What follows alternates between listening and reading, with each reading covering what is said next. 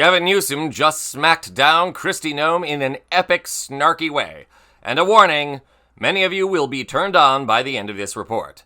Welcome to Occupy Democrats. I'm David Reddish. In case you missed it over the weekend, here in the greater Los Angeles area, ICE agents tried to conduct raids, but the residents of this fine city had something else in mind.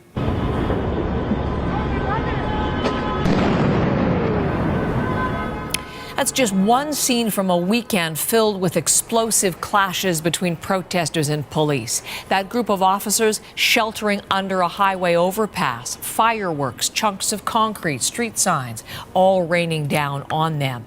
Hundreds of California National Guard troops are also confronting protesters, ordered there in an extraordinary move by President Donald Trump. Trump could go even further, testing U.S. law by sending in hundreds of active duty Marines. And said protests continued throughout the weekend, with police officers turning violent against the demonstrators. We have reports of protesters blocking ICE vehicles and even throwing stones at them in some parts of the city, while police are known to have used tear gas and rubber bullets against the protesters. An Australian reporter was also shot on camera during a report by police. For more on that incident, see our other videos here on the channel. Amid all the chaos, President Taco has threatened to call in the military and is trying to federalize the National Guard over the objections of California Governor Gavin Newsom. Director of Homeland Security and poster child for bad plastic surgery Kristi Noem had this to say yesterday on Face the Nation about the situation. Well, we are seeing from the president's proclamation that he can federalize, he says, 2,000 California National Guard forces for 60 days under Title X authorities. Which units are being deployed? Are they military, police, and exactly what are their orders? Yes, President Trump is putting the safety of the communities that are being impacted by these riots and by these protests that have turned violent. And he's putting the safety of our law enforcement officers first. So these 2,000 National Guard soldiers that are being engaged today are ones that are specifically trained for this type of crowd situation where they'll be with the public and be able to provide safety around buildings and to those that are engaged in peaceful protests, and also to our law enforcement officers so they can continue their daily work. For the record, Tim Walz did call in the National Guard in 2020, and Donald Trump commended him on how well he handled the protests.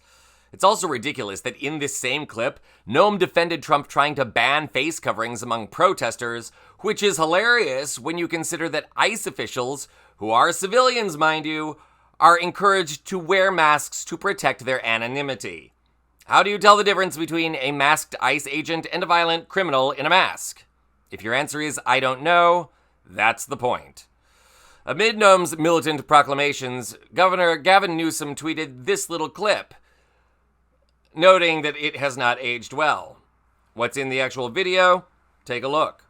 The Republican governors, they all deserve credit, that stood by Governor Abbott's side. If you didn't stand with him in solidarity, I'm not sure Biden wouldn't have precipitated a real crisis down there.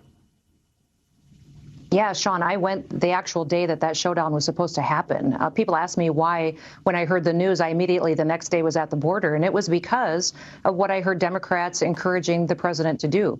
They were encouraging President Biden to activate our National Guard soldiers so that they would stand down. He actually was going to take control of our South Dakota National Guard and actually activate them so that they would not protect America. So recognizing the real threat that was to states' rights and how that would be the first time in history a president would pay a soldier to not fight, to not protect our country, made me show up in Texas the next day to let Governor Abbott know I'm here. South Dakota is with you. We will defend our Constitution. We will defend our rights, because the last several years we've seen the Democrats take away our freedom of religion, our freedom of assembly, our freedom of speech. We can't let them take away our states' rights, too, especially our right to protect ourselves.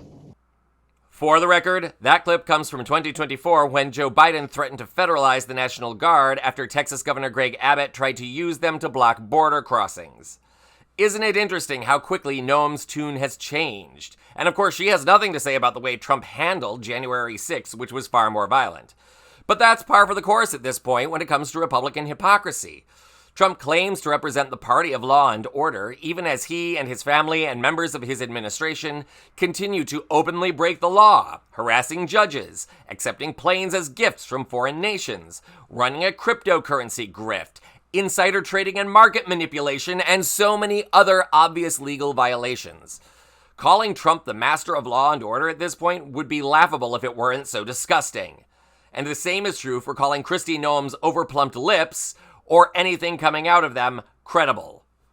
Look, the American people don't want masked commandos coming in and conducting mass kidnappings of people, yes, even people here illegally, without due process, and they certainly don't want to see them deported to violent concentration camps in foreign countries. Immigration is a problem in this country, and one the Congress needs to reform, but Gestapo-type raids are not the way to solve the problem. And sending in the military to target protesters is not the way either, any more than protesters should throw bricks or Molotov cocktails. In America, the most successful movements, the civil rights movement, the fight for marriage equality among queer people, succeeded in large part because the protests were peaceful. Therefore, I, like so many of you watching right now, stand with the peaceful protesters against the inhumanity of ICE. And I stand with Governor Newsom for calling out Kristi Noem's hypocrisy. We all know she's not qualified for her job, doesn't know anything about what it is she's supposed to be doing. So, memo to Ms. Noem. Before you tell people to get out, maybe you should go first and leave all of us in peace. I'm sure you could land a gig at Fox News or as a spokesperson for discount dermal filler. This is Occupy Democrats.